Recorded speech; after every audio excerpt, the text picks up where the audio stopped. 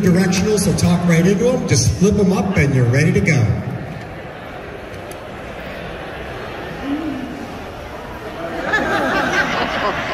You flip the switch up. I'll be out here if anybody wants any questions.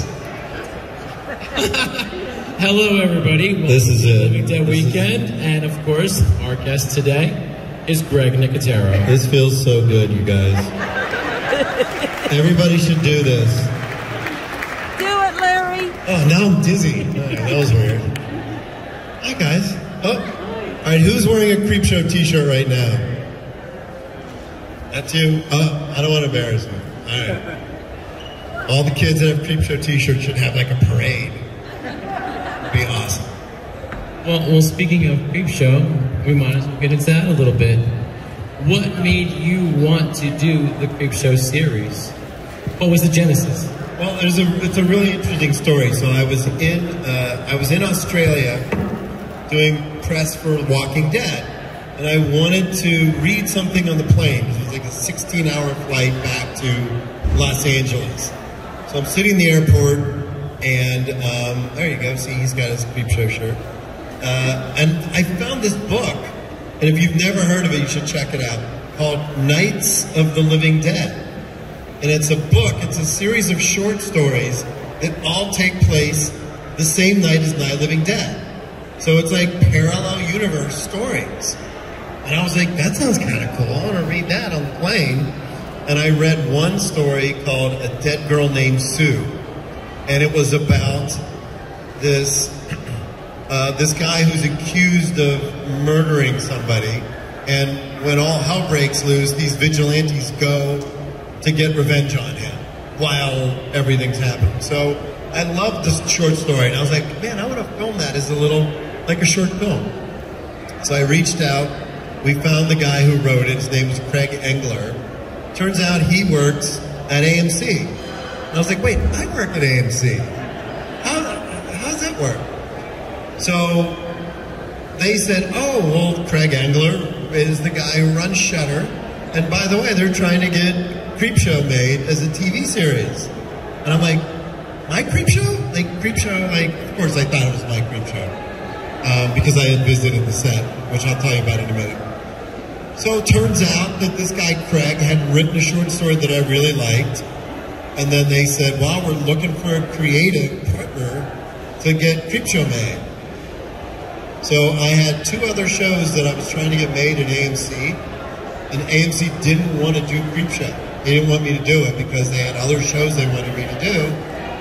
And I was like, guys, you don't understand, Creepshow's a priority for me. You know, in between Walking Dead, Creepshow, like, it means, it's very personal to me. So that's how it came about. And then season 1, the idiot that I am, I went, well, how hard could it be, really? Like, I work on The Walking Dead. It's the hardest show in the world. So we shoot 7 days per episode, but each episode is 2 stories. So every story that you see, we shot in like 3.5 days. So every 3.5 days you need a new cast, a new actor, a new director, all new sets, everything. So it was, season 1, I was like literally holding on like a bucking bronco to just not screw it up. And I felt the weight of George's legacy. I didn't want to screw it up, because I knew that people would be like, man, Nicotero's a guy who screwed up Creepshow. That was terrifying to me. I didn't want to be that guy. So I put everything I could into it. So those of you that have come up to me and given some really, really nice words about it, that's all for George and Steve, and that's not for me. I'm just trying to keep the legacy going. So that was how it started. It was really, literally like a complete accident. They're like, oh yeah, we want to do this. I'm like, wait, just because I read a book on an airplane on the way home from Australia. You said you had a story about when you visited the set of Creepshow. Okay, so those of you who know anything about when I was younger, I grew up here in Pittsburgh, which is why I'm here, because Pittsburgh rules. And I had always been a fan, but my dad's a doctor. So they were like, well, you have the brains of the family. You're going to be a physician. So I went to college at Westminster, about an hour north, and was studying pre-med. And I had met George and a chance crossing because my uncle was an actor in the Crazies. So I met George, and he said, "Hey man, we're doing Creepshow. Do you want a job, like as a production assistant?" And I said, "Well, it's my last year in high school, and I'm getting ready to go away to college, so I can't do it because I'm gonna go to college and be a doctor." He said, "Well, if you ever want to come visit, just come out to Monroeville." So I went and visited the set of Creepshow. There's the warehouse is about 20 minutes away from here, where they shot. Not even. It's off Old Frankstown Road. Maybe 10 minutes. It was an old gymnasium Yes. and high school, and they built the sets in the gymnasium, and the high school was where the production offices were. So the first time that I went to visit, I parked my car. I didn't know where to go, so I walked into the gymnasium, and there was all these like wooden movie flats. I saw the backs of all the flats, and I went around the corner, and I was in the university basement from the Crate. So I turned around, and I was on the set, and I remember going, "Oh, that's cool. Like that's like it's not real. Like you step out, and it's a fake movie set." So that's where I met Tom Savini for the first time. It's where I met Adrienne Barbeau. So George sort of said, "Anytime you want to come visit, just come out." So I visited the set of Creepshow as a fan, just as a kid, you know. So, cut to, I go away to college. I spent 3 years in college, and then I called George one day, and I said, "Hey, let's grab lunch." So I went down to 247 Fort Pitt Boulevard, where his office was, and we had lunch together, and he said, "Oh, by the way, we just got the green light to do Day of the Dead. Do you want a job?" And I'm like, "Wait, hold on, kid, cover your ears for a second. Cover your ears for a second. Just kids, cover your ears." Fuck. Okay, go ahead, you're good.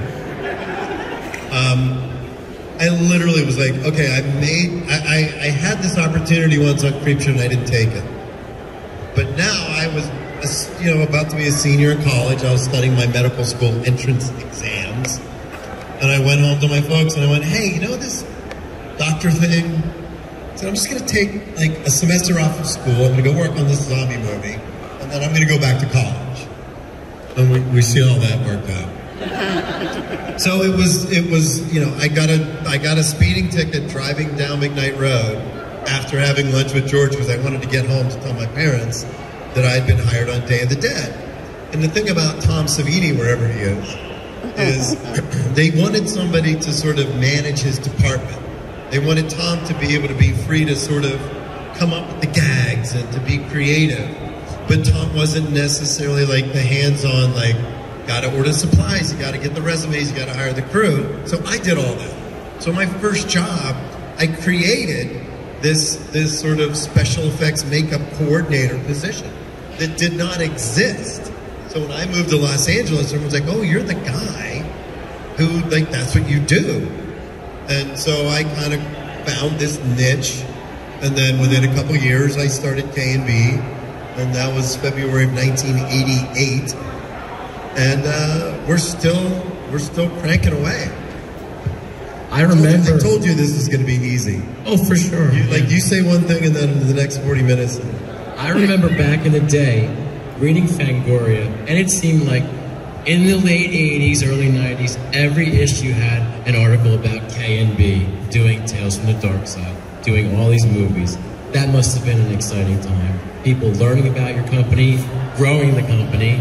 Tell us a little bit about that. Well, the first movie that we ever did was called Intruder.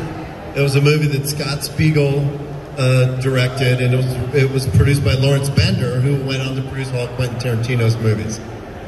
So we did like 4 kills in the movie. And one of them was Sam Raimi got a meat hook in the chin, and another guy got one of those like desk, the things that you put your bills on your desks, a little poker, I don't know what it's called. Got one in the eye, which was Danny Hicks. And then there was another guy who got his head chainsawed on a meat grinder, meat cutter. So we made a gelatin head of this actor, filled it with blood, and we put it on a saw, and we filmed the head getting cut in half. That was our first. That was like our first job. So then we put our reel together. Like, oh, you got to get jobs, but you got to show people. And I'll never forget. There was a guy in Georgia that we sent our reel to, and he was like, "No one will ever hire you because your work is too disgusting." He was so offended that we had sent him this VHS tape that had all these kills on it, that he's like, "Oh, it's disgusting." And I was like, I was very happy. Right. So, going back a little bit, how did you first get into horror and sort of find horror as a child? Well, there's two things. I mean, Chiller Theater, anybody that grew up here knows who Bill Cardille was/is. It was, every Saturday night, even before Saturday Night Live was on. Like, Channel 11 used to preempt SNL because they would show Chiller Theater. There'd be two movies. So at 11:30, the first movie would start, and at 1 o'clock in the morning, the second movie would start. So it was heaven. The worst thing in the world that could ever happen to you is you're watching a movie and you kind of nod off and you wake up and it's Sunday morning and you're like, no! Like you missed Day of the Trumpets or something. So I watched Chiller Theater religiously to the point where when SNL got big and then SNL started playing on Saturday nights and they pushed Chiller Theater to 1 a.m., which really sucked because I was a kid. I couldn't stay up that late. So Chiller Theater was really kind of like my first big thing. Famous Monsters magazine and like the Super 8 movies. Like my grandfather used to like play the Super 8 movies. Like anybody that has kids, they'll watch a movie and then they'll again, and I watched Creature from the Black Lagoon like 700 times because when you spool the Super 8, right when it gets to the end, we'd make them play the movie in reverse. So the creature would jump up out of the water and everybody would go backwards. So I just fell in love with it. I would scare the shit out of myself. Like I would have the worst nightmares. So I was afraid to go to sleep at night. So I would read like Cat in the Hat books, like until I would fall asleep with the book in my hand. Because my nightmares were so vivid and I hated having bad dreams. So now I just give them to you. So it's better you than me, I'll just say. And as you got older, a movie called Jaws came out, and that entered your life. How did that affect you? Well, I always wanted to do. I was, in the late '60s, early '70s, a lot of the movies then were, it was all like Lost in Space and Star Trek and Towering Inferno. All those movies had miniatures in it. So I thought, that's cool. I want to build miniatures because I would build it and then I'd blow it up in the backyard. So you stick M80s in it. It's a Pittsburgh thing, I think, when people blow shit up, right? Oh, it's everywhere. It is? Well, I think we started it. Maybe not nowadays, but back then. I don't know how many models of the Enterprise I had, and I'd paint it, it looked beautiful, and I'd scotch tape an M80 to it, and blow it up, and then buy another one. So I wanted to do miniatures. I wanted to do models because I kind of loved the intricate artistic nature of it. And then I saw Jaws, and I remember sitting in the theater and was just obsessed with like how did they do that? How did they build like there's a bunch of dudes in a warehouse in LA who built a shark. So I wanted to do that. I wanted to be one of those dudes. I wanted to be one of the guys that built a giant shark that would eat somebody. I made one when I was 13. I made it out of chicken wire.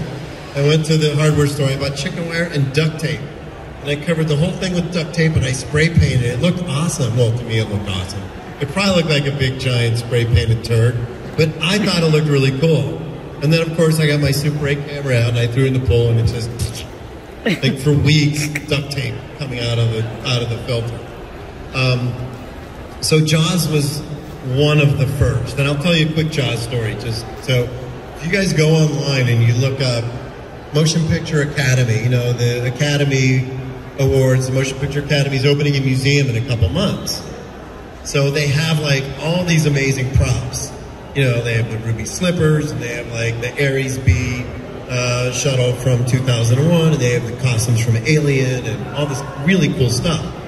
So about 2 years ago, I was contacted because there was one, when Jaws came out, everyone went, at Universal said, we gotta have something at the studio backlot tour that's gotta be like the shark from Jaws, we gotta have one. So they pulled the molds out from the original movie and they made one shark, and it hung by its tail at Universal for 30 years. So if you guys went to Universal when you were a kid, there was this cheesy green shark that hung up by its tail. So that was the last original pull out of the molds from the movie. So this junkyard had it for years and years and years. And 2 years ago, the junkyard closed and they donated it to the museum. So they called me and they hired myself and K&B to restore the shark. So I invited a bunch of the dudes that made the shark over to my studio, the production designer, a lot of the guys who did the skin, the guys who made the fake teeth with the tubing in it, so when it ate Quint, like blood would spurt out. So if you go online and you look up Motion Picture Academy Jaws, you'll see a photo of the shark as it would have looked when they made Jaws. So the museum opens at the end of the year, and it's like one of the greatest things I think I've ever done, because when I was a kid, I wanted the shark from Jaws. That's so amazing. I got to I resculpted the inside of the mouth, and I got castings of all the original teeth, and we rebuilt the shark. And so when the museum opens, when people go to the museum, like my name is like on Wikipedia, right after Spielberg's. It'll be like Greg Nicotero restored the shark. I'm like, how cool is that? Like I'm so lucky to be able to do what I do. And a lot of it is because of you guys, because I'm a fan too. And if you guys didn't love it as much as I loved it, I'd be sitting here talking to a bunch of people at Foot Action buying shoes. It would be very weird because they'd be like, why is that guy sitting there talking? So I love it so much. And of course, Dawn of the Dead, which goes without saying, because we probably rival each other for our love of Dawn of the Dead. But that's the movie that made me want to do makeup effects. Like when I saw Jaws, I'm like, okay, I want to build big prop things. And I saw Dawn of the Dead, and I was like, wait a minute. You're like, that's what I want to do. Yeah, definitely. No, I love it. And as many of the people here know, I've given tours to probably most of the people here. I've done my research, am I right? Yeah. I show them little details that still match, because so much has changed at the mall. So having somebody who has done the research really matters in having a tour guide. And I show them all the little details that still do match, and it fascinates me. I do. It's cool. When I came in this morning, and I walked in the food court, and the place was empty, and I got chills. Like I'm still like, this is. And I think one of the zombie walks. Did you do that zombie walk? No, I did not. There was a zombie walk that was here like, I don't know, 10 years ago maybe? 8 years ago. And it started at one half of the mall and it went through the whole mall. And I came early. 2008. 2008? Thank you. Were you here? That was you? Dude, it was the freaking coolest thing I had ever seen. Because I thought this is the closest I'll ever get to being on the set of Dawn of the Dead. Just watching people walk through the mall. I called Savini at home, and I'm like, why are you not here? This is the coolest thing I've ever seen. So it was the other end of the mall, and I stood at the top and took video and photos of the whole thing. It was great. So, it's I feel pretty honored to be here, and everybody's been so cool and so great, and we just love it. It's what makes us tick. And as you said, you're a big fan, and we all know that if we pay attention to you, just like we are. What do you do in your fandom? Do you collect things? What would you have? What are your favorite items that you've collected? Well, I have the crate from Creepshow that Fluffy was in, because they had two of them. So George had one, and then they had the bloody one, and Tom had that one. And Tom was, fortunately for me, remodeling his house, and he's like, hey, I got this crate up here. So I think I traded him for Gort. I traded him. I had a fiberglass robot. That's what nerds we are. I'm like, I'll trade you Gort for the crate. It's in his bed. Only you guys would understand that. Everybody else would be like, you did a what for a who?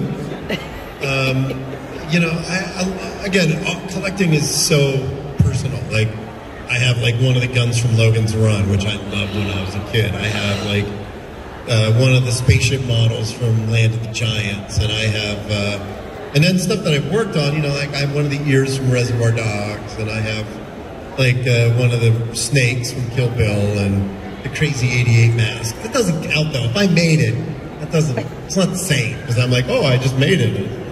It's more fun to like acquire, like the Holy Grail. It's kind of an addiction, Kevin. It sure is, as you know. My Holy Grail. Speaking of Holy Grails, mine literally just called you Kevin. Is actually Dave Buren's crate. Wait, which one? Dave Buren. He has the hero crate that was George's. He has the big one. Yeah. I told him the day I met Dave, I knew he had it from research on the internet. I'm like, Dave, one day. He was here yesterday. Yeah, he was. Yeah. Well, I know Harrison has one of them. He has the mini one that was used to go over the cliff. Yeah. So that's a big deal, collecting props. I actually have a couple props from Land of the Dead. I have, for Land, they had the jackhammer that Big Daddy had. They made 3, a hero and 2 stunt ones. I have the hero and the stunt one. I'm trying to think what I have. Land of the Dead, I have a lot of stuff. But then again, that's stuff that I sort of collected as I worked on. I just got really tired not to wake up. Well, of course, we can't neglect The Walking Dead. Were you aware of that property and the comic book before you started working on it? Yeah, I picked up the first issue of Walking Dead. I was working on Spy Kids 2, I think, or The Faculty or something. I was in Austin with Robert Rodriguez. And I went to Austin Comics, and there was the first issue of Walking Dead. And I remember looking at the drawings of the zombies, and I'm like, that's the coolest drawings I'd ever seen. Tony Moore, who did the original sketches, was absolutely blew me away. And I bought 2 copies. I gave one to Robert. I'm like, dude, you got to look at this. And this was, Resident Evil was just, like, Resident Evil 2 had just come out. So, like, video games were really starting to get churning. And, I really do attribute the resurgence in the zombie genre to video games. Because the minute that you had Sega, House of the Dead, and you could shoot zombies, you could point a fake gun at a TV and shoot zombies. I feel like that changed the entire history of the zombie genre, because now it wasn't just for people that liked zombie movies, but now you could shoot zombies and you could either live or die as to how good you were at shooting. So that's what I always say, that's what really reinvigorated the zombie genre, because by the time they made the Resident Evil movie, there had been multiple video games. And then the Resident Evil movie, the Dawn of the Dead remake, 28 Days Later, and Shaun of the Dead. And then all of a sudden, Shaun of the Dead, of those movies, 28 Days Later, great movie. Shaun of the Dead, great movie, because it was made by guys who loved it. Yes. And that's really, I think, what made it unique and what made it interesting, was these movies being made by fans. So, Walking Dead kind of, Frank Darabont had always wanted to do a zombie show. He had told me for years he just wanted to find the right story. He wanted to, because he loved Night of the Living Dead so much. And if you look at Frank's movies, you look at Shawshank Redemption, The Green Mile, The Mist. All of those movies are amazing ensemble cast. And they're all about survival. They're all about what these people would do to survive. So he wanted to do a zombie thing, but he wanted to do a zombie movie. He didn't want we never thought about it as a TV show. He thought about it as a movie. So when we got into The Walking Dead was always intended to be a survival show about this core group of people. The comic book kind of, when Negan comes in, the comic book sort of shifts goes a lot of different ways. But the original intent of the TV show was to be about what you would do to survive and what surviving in this kind of world does to you. And we've covered a lot of those themes in the show. Right. And I, as a fan, and a big fan of The Walking Dead, and a fan of you, I noticed you get some juicy episodes. So, of course, the news next final season is filming, correct?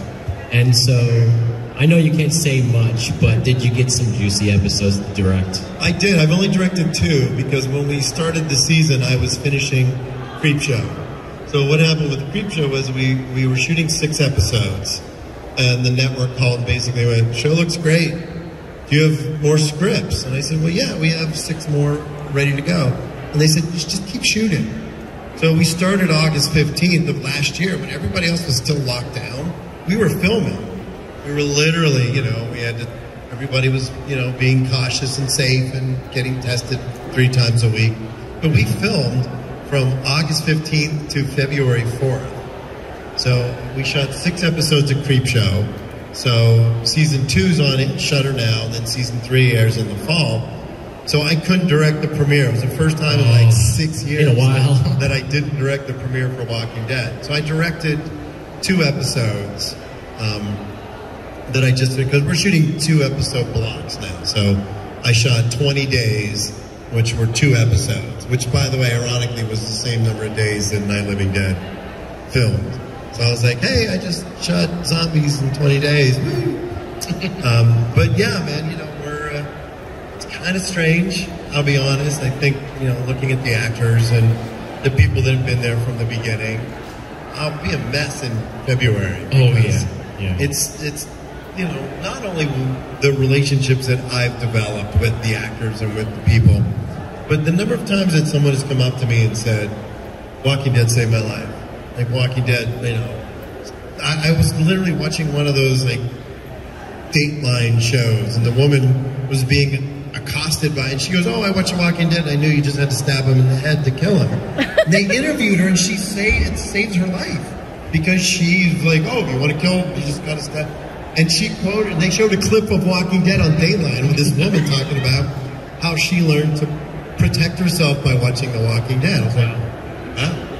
So it's kind of, it's unlike anything else to have people just come up and say, it brought my family together, my mom and my dad and, my brothers and my kids or whatever, and they would come together and watch the show as a community.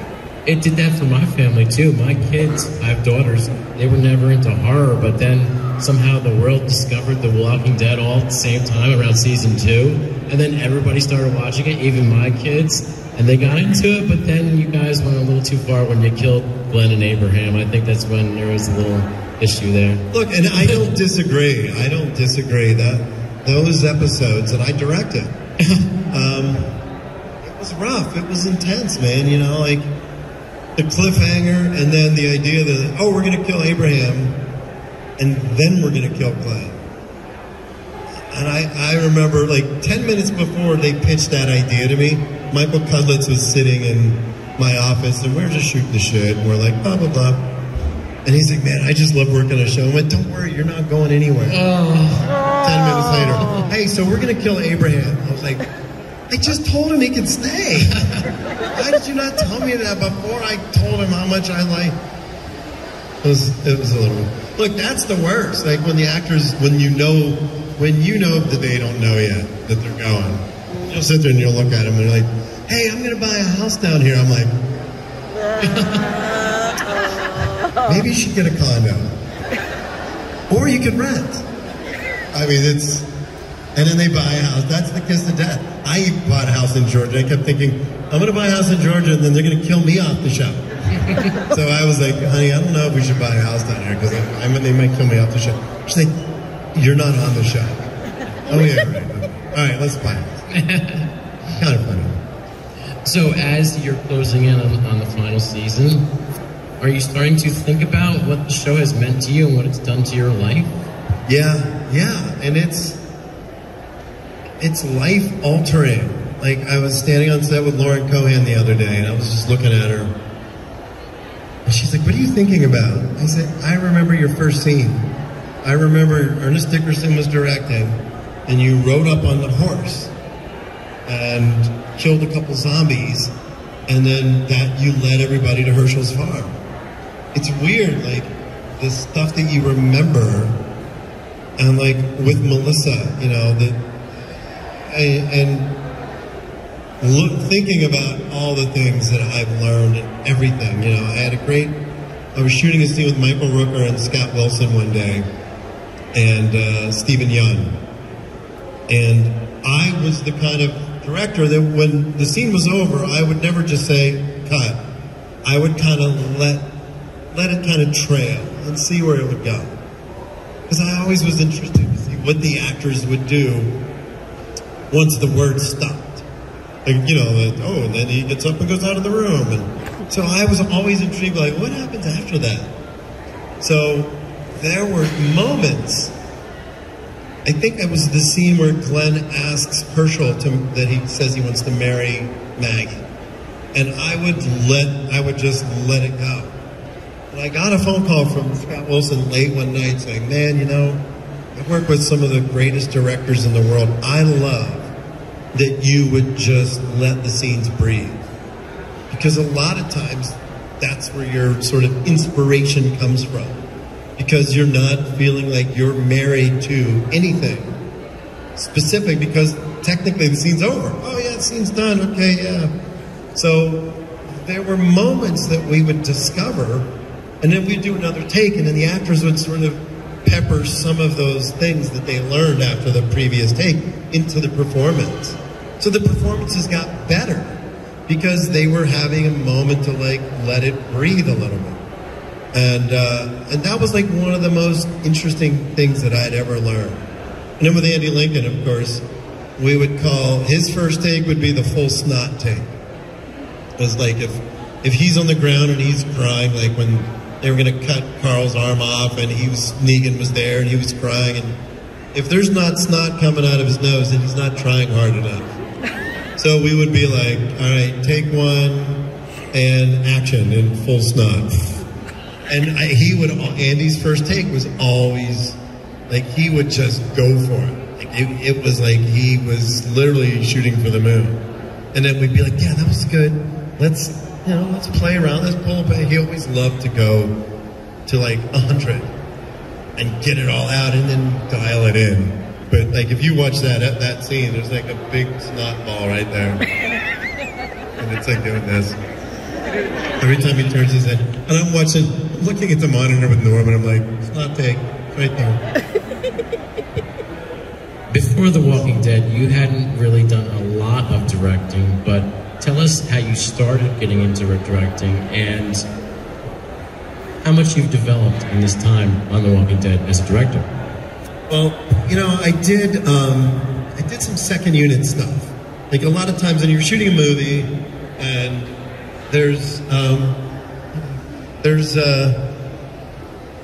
you'll have your main unit with all the actors, and then there's like inserts.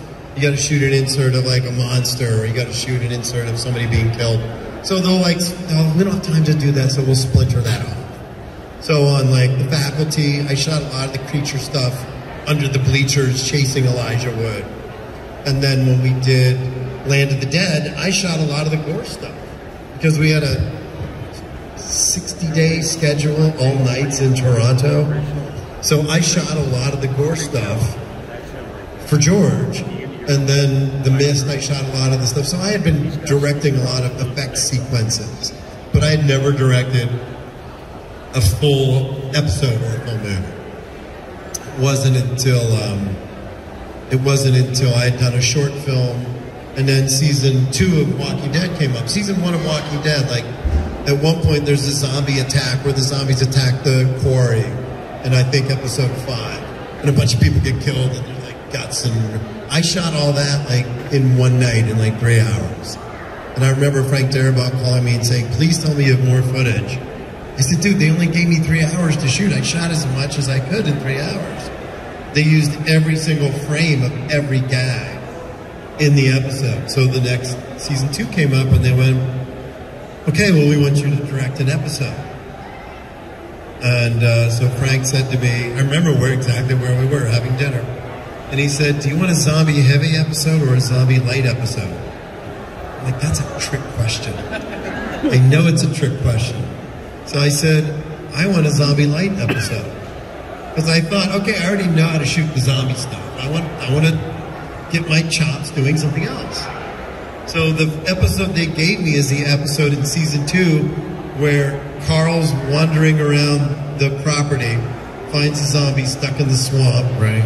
And then the zombie gets out, and they're sitting in a room trying to decide Randall's fate. And Jeff DeMont's like, if this is a world that you guys, I don't want to live in. And he goes outside, and he gets attacked by the zombie. And then Norman comes in and shoots Jeff DeMont, and the episode ends with, I'm sorry, brother, and Norman shoots Jeff DeMont. That was the first episode of television I ever directed. And it was the only person who knew that I was shitting myself, which I was, sorry guys, was Andy Lincoln. Because I would talk to Andy about, like, you know, I was nervous. I'd never directed before, like not anything like that. So I had my little drawings and like, put the master shot here and the camera goes here and then the coverage goes here. So I had these little charts. So I'd come to set and the camera guys were like, you're so cute. Look how adorable you are with your little camera charts and everything. But that was it. And that was, I think up till now I've directed 35 episodes. Wow. Which is almost two complete seasons.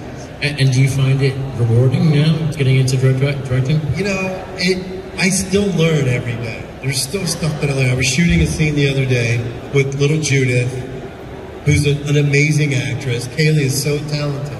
And then you have, like, the little kid who plays Rick Jr. Kid's a nightmare. He's just a nightmare. He's not an actor. He's just a kid. All right, don't put that on the internet. But he's not an actor. They're just kids, and you cast a kid in a TV show, and he just wants to goof around. And so I learned a trick. I said, okay, we're going to rehearse. We're going to do a couple of rehearsals, and then when we're done rehearsing, we're going to film it. So I lied to him, and we turned the cameras on, and we filmed the rehearsals. And he was great. And then I go, okay, now we're going to shoot it. And he's like, no, I don't want to shoot it. And I was like, oh, it's all right, we already got it. So that was a cool little trick. I was very proud of myself because everybody else on set was like, Greg's got to shoot with the kid. Oh man, he's going to lose his shit today. And it was great. And everyone went, how did you do that? I said, well, because people get self-conscious, even great actors. The minute that they know that the camera's rolling, you get that adrenaline rush. And the greatest actors in the world, they could rehearse it 50 times and then the camera's rolling and they're like, I forgot my line. What am I supposed to say? So I thought, wait, let's take that away. Don't let the kid know that we're filming. Just take that nervousness away and have him be natural. I should do that with everybody. Right. Except when they have to kill zombies, and it would be kind of hard to be like, oh, we're just rehearsing. Well, as we've established that the upcoming season of The Walking Dead is ending the series, what are you looking forward to in the future? Will you be on the Daryl and Carol show, or are you looking towards going to other things? There's a lot going on. I have another project that I'm working on. You know, there's obviously, if the network wants Creepshow to keep going, Creepshow will keep going. The Walking Dead universe has a lot of opportunities and places to go. So there's a lot of stuff. There's a lot of cool stuff coming up. Can't really say, but it's all going to be good. Yeah, absolutely. I hope. So, how is Howard doing? Howard Berger? Howard's good. He's working on the Orville, the Seth MacFarlane TV show. We do all the aliens. So basically, Seth wanted to do Star Trek and went to CBS, and CBS was like, well, no, we're doing our own Star Trek. Thanks. So he went, oh, well, screw you. I'll just create my own show over here. And that's what he did. And it's a good show. I mean, it's clever and it's interesting, and the stories are very Star Trek oriented. It's probably got a little more humor than a normal genre show, but you know, that's what he's up to. And you know, we just finished shooting The World Beyond, Walking Dead, season 2 just wrapped. Okay. And we're halfway through season 7 of Fear the Walking Dead. And Yeah. In case you don't know, I mentioned Howard Berger because he's the other. He's Greg's partner in K&B. Yes. The other part. Yes. Anybody have any questions? Yeah, absolutely. Oh, shit. There you go. We got time for a few questions. We'll start over here. How you doing, guys? I have a couple of quick statements and then it's all regarding the original Dawn of the Dead. First of all, I got the pleasure of getting to be friends with this young gentleman here, and he's got everybody beat because let me tell you, he knows the separation of the tiles on the floor. So, Greg, I know. No. I would never challenge him. I'm just he's saying. He's got everybody beat. And my question is, I'll go right to the question. So you came to the very first reunion, the very first get-together here at the mall. Was your thoughts there just as a fan of the original movie that things were going to explode in the zombie genre like they did? You mean in the recent? Came back as just a fan, because I know you came as just a fan for the very first reunion. I was here with... Right. Yeah, but there was a convention. What was that show? It was in Pittsburgh Comic-Con. And then we shot the video of the tour. In 2003, you did it. That's right. It's on the Ultimate Edition of Dawn. It's on the DVDs. I don't know, man. I just figured everybody loved it like I love it. I mean, why would you not? It's kind of wild that way. So, no, I wouldn't have thought that. I would, if somebody asked me to predict the success of The Walking Dead, I would have never predicted it because, to me, I've always been a zombie fan. So I just feel like it took everybody else to catch up. Exactly. Okay, got time for two more questions. One right here. I would like to know, beyond Romero, what other directors you admire or have collaborated with that you would like to talk about? Well, I've been lucky. I feel like, a lot of people are like, oh, you go to film school or you're going to, how do you learn what you do? I've literally been in the trenches with the greatest directors of our generation. I worked with Steven Spielberg, Quentin Tarantino, Robert Rodriguez, Frank Darabont, and every one of them is exponentially different. Quentin, we would spend 3 weeks shooting one scene. Like the opening scene of Django Unchained, where we meet, oh my God, I just spaced on his name. Where we meet our characters. Christoph Waltz. Thank you. We meet Christoph Waltz for the first time. That's a 9-page scene, and we shot that scene for 3 weeks. On The Walking Dead, I had a 9-page scene. I shot it in 1 day. So I feel very fortunate. That I've had the greatest film school experience in the world because I work with Wes Craven, I work with John Carpenter, I work with Tobe Hooper, Stuart Gordon, a lot of these guys who aren't with us anymore that were, it was an honor to have people ask me for autographs on Scream or Nightmare on Elm Street 7 and just remembering working with these amazing talents and how sad it is that they're gone, but their legacy lives on here. So I feel like I've been really, really lucky to be able to work in the genre and the experience that I've gotten working with these directors. And one more question, last question. I'd just like to know how much makeup do you personally still get to do versus running K&B or doing directing, and do you have any regrets taking on more responsibilities? Well, that's a great question. I miss getting up at 3 in the morning. I don't really. But, I'm still on set. I still love executing the gags. When you see the Comic-Con trailer for this season of The Walking Dead in a couple weeks, there's a zombie that bites somebody. So I played the zombie. And I was like, okay, guys, so so I said, I want it done right. So I went in zombie makeup, and I bit the appliance and ripped it, and the blood sprayed out, and it looked great, and it was really fun.